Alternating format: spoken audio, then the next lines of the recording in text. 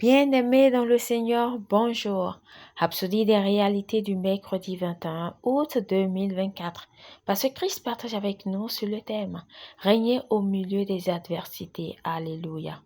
Notre verset d'ouverture est tiré de 1 Corinthiens 15, verset 25. Car il faut qu'il règne jusqu'à ce qu'il ait mis tous les ennemis sous ses pieds. Gloire à Dieu. Certains lisent le verset ci-dessus et supposent que cela signifie que tous les ennemis ne sont pas encore sous les pieds de Jésus. Mais ce n'est pas ce qu'il dit. Observez qu'il n'est pas dit que Christ régnera quand il aura mis tous les ennemis sous ses pieds. Plutôt, il dit, jusqu'à ce qu'il ait mis tous les ennemis sous ses pieds. Autrement dit, il règne au milieu de ses ennemis. Alléluia. Le mot grec traduit par règne est basileo, un verbe, et cela signifie régner ou régner comme un roi. Pour bien comprendre cela, passons en revue un aspect de Romains 5, verset 17, ça dit « Si par l'offense d'un seul, la mort a régné par lui seul, à plus forte raison, ceux qui reçoivent l'abondance de la grâce et du don de la justice régneront-ils dans la vie par Jésus-Christ lui seul.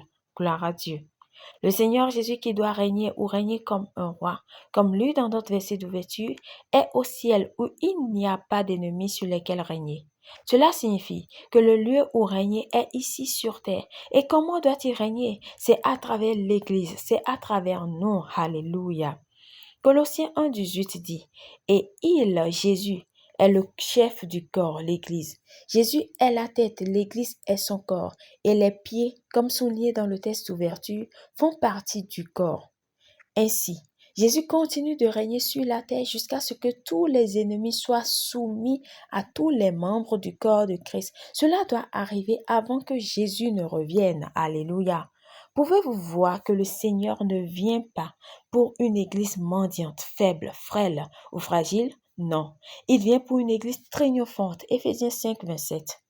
La Bible dit qu'il a fait de nous un royaume et des sacrificateurs pour notre Dieu, et ils régneront sur la terre. Apocalypse 5, verset 10. Il n'est pas étonnant que le Seigneur Jésus ait dit dans Jean 16, 33, « Vous aurez des tribulations dans le monde, mais prenez courage, j'ai vaincu le monde. » Nous sommes nés de lui et notre foi en lui est notre victoire sur le monde. Vous voyez maintenant pourquoi Jacques 1,2 dit de regarder comme un sujet de joie complète les diverses épreuves auxquelles vous pouvez être exposés. C'est parce que nous régnons au milieu de l'adversité. Alléluia. Cela rappelle ce que disait David. Tu dresses devant moi une table en face de mes adversaires. Tu ondules ma tête et ma coupe déborde. Psaume 23, verset 5. Les ennemis ne comptent pas. Au milieu d'eux, vous régnez, vous gouvernez, vous célébrez. Gloire à Dieu. Alléluia. Prière. Cher Père, merci pour la victoire que nous avons en Jésus-Christ. Je suis membre du corps du Christ, habilité à régner, à gouverner et à marcher avec victoire dans ce monde.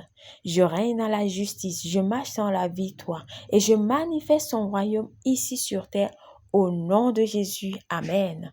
Pour une étude approfondie, nous pouvons lire Romains 5, verset 17, Colossiens 1, verset 16 à 18, Romains 8, verset 35 à 39.